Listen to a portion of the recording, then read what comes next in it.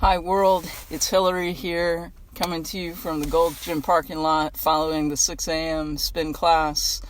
I gotta tell you, when I walk out of that gym after working out for almost an hour and it's still dark outside, that feels pretty hardcore. There's something about that. It's super energizing for me.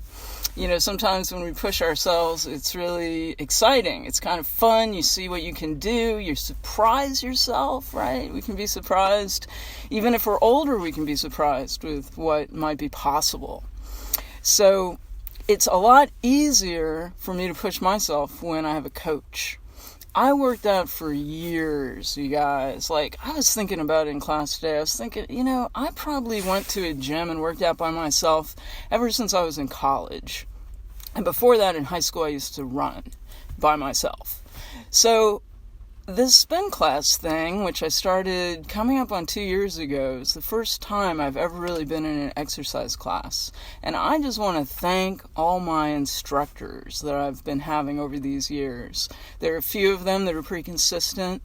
They've been so great, and it emphasizes to me how I like to be as a leader among leaders in community, that we can be coaches for each other.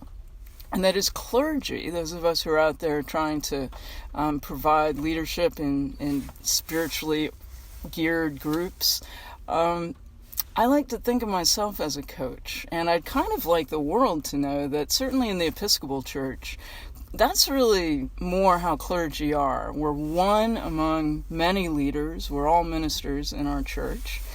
And then certain people, because we're able to focus on this church thing, we're like the primary coaches. And in the spin class, when the instructor, the coach says, you can do it, you can push, why don't we push harder now? And again, it's we, it's never just you.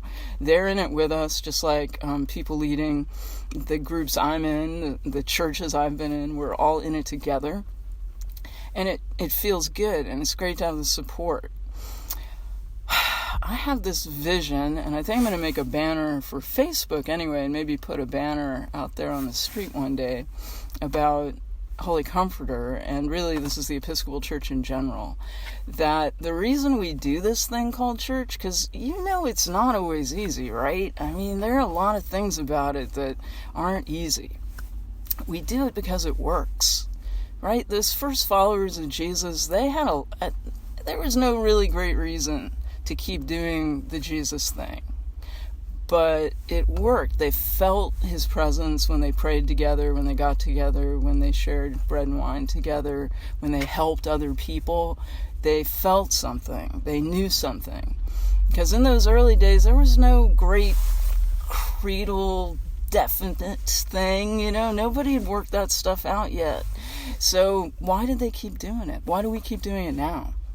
Because it works. Getting together, there's something about it. And I have this vision, I just have this vision that all the people around my church and your churches, and, if you're Muslim or Jewish or Buddhist, I'm those two, that people will come to our spiritual paths when we get together because it works.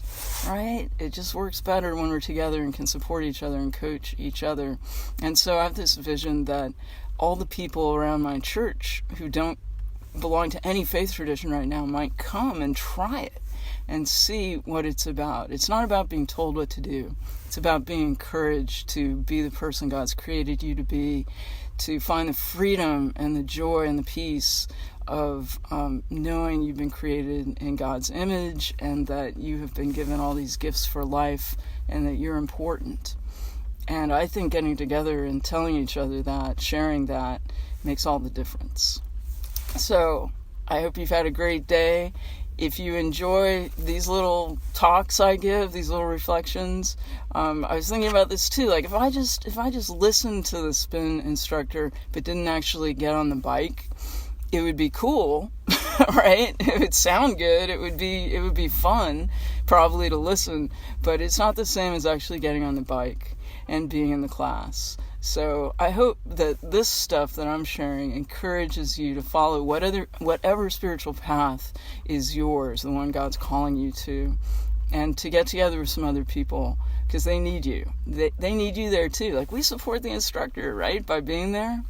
Anyway, just a few thoughts for today. I hope you have a wonderful day. If you're in Richmond, Virginia, yes, it is raining. I thought it was going to be sunny today. It's raining. So grab your rain gear as you head out today and have a wonderful day.